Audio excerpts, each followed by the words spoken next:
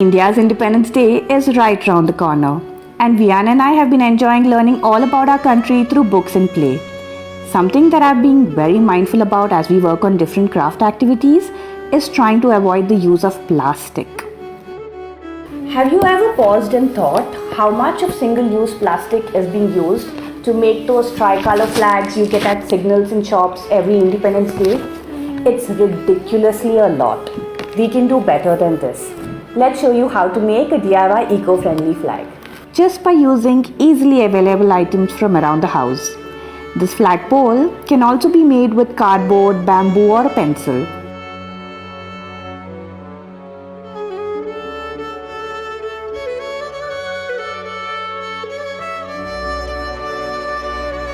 I'm sure this DIY eco-friendly flag is going to make both Mother Earth and Mother India happy.